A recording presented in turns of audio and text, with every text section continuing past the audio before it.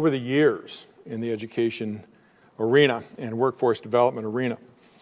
Clearly, I've been blessed having a membership that has understood and prioritized this as the issue. And so I want to thank all of the IBRT members that are both in this room, as well as those that have not been able to make it here for their sustained presence in this field. But I also want to thank, the old saying, many hands make small work. There is clearly a broad coalition of folks around this state that are very, very interested in this, supportive of it, understand the impact that this will have, not just today, but certainly over the next decade as we get this thing rolling. So just Bob Corcoran, GE, Ed Rust, and all the staff from State Farm, Advance Illinois, Stand for Children, United Way, and Chamber of Commerce here in McLean County, and certainly Chris Koch, who has been a leader nationally on the development of these standards as well as their implementation, giving a lot of thought to those across the country and across this vast state. Now, the takeaway, when we leave these chairs today, I think the takeaway has to be that our standards needed to be updated here in Illinois. And it was right for us to be looking to other states as we were going about updating those standards so that we were on the cutting edge. And the standards, the other takeaway, the standards that Common Core brings to us are certainly far better than what we have, and we cannot go back. We should not go back. The old standards simply are not worthy of any effort from this point forward. But as Bob indicated, those are specs.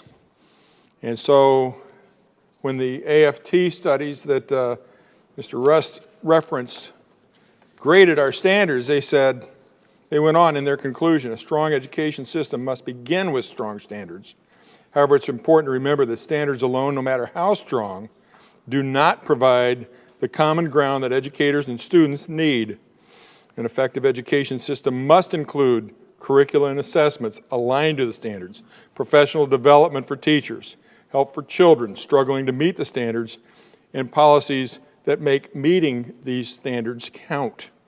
So we got a lot of work beyond just the discussion on standards.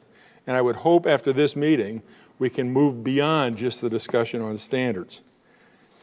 I'm a school board member in Quincy, Illinois, in addition to the hat I wear with the Illinois Business Roundtable. And the discussion that I've been positioning our board for is not about whether these Common Core standards are better than those that they replaced. They are, hands down. You've heard the evidence.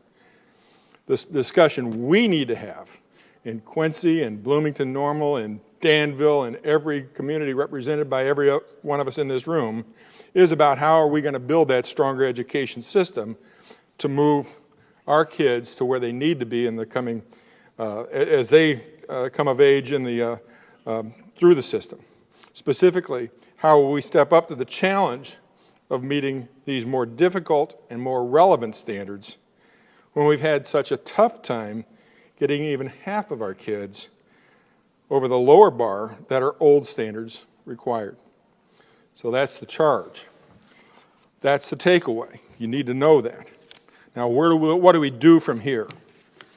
On your seats, there was a great packet of information that the Common Core Illinois groups have put together. I want you to look through that. Specifically, you got a sheet that provides a whole set of links. When you get this out and put it on your desk, go through some of these links. There's phenomenal material. It's extraordinarily rich. And backing up where these standards are and why they are.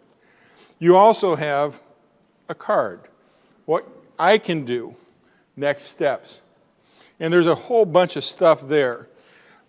For the employers, start talking to your employees about the importance of these standards to their kids and to your company's future in Illinois.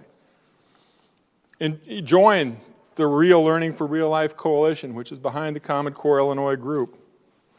Talk to your school board members, for crying out loud, because I guarantee you everybody else is. And they are truly, where the rubber meets the road, when a Tea Party wants to have a big discussion about whether these are good or bad. And school board members talk to legislators, so don't forget them either. In my discussions with legislators on this issue, having been one for 5 terms myself, I know that they are responsive to the needs of the communities that they serve. And this is one of those issues that they have to lead on, and they have to know that you've got their back. So be sure you communicate that. Another item, align your corporate foundations to the implementation of Common Core. In Quincy, we've got some of the IPR team members that are putting big money behind upgrading the technology in our schools. That's important to us. I don't know what it is in each of yours, but I do know you've got good IBR team members in many of them that are working with the school districts to get that done. So go forth and do. Let's take the message out. This is worthy of our efforts. This is worthy for our kids, of all of the resource that we can muster. Thank you very much for coming today.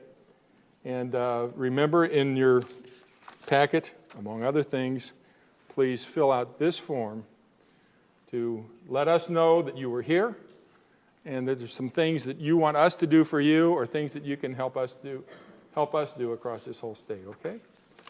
Thank you very, very much. Have a good day.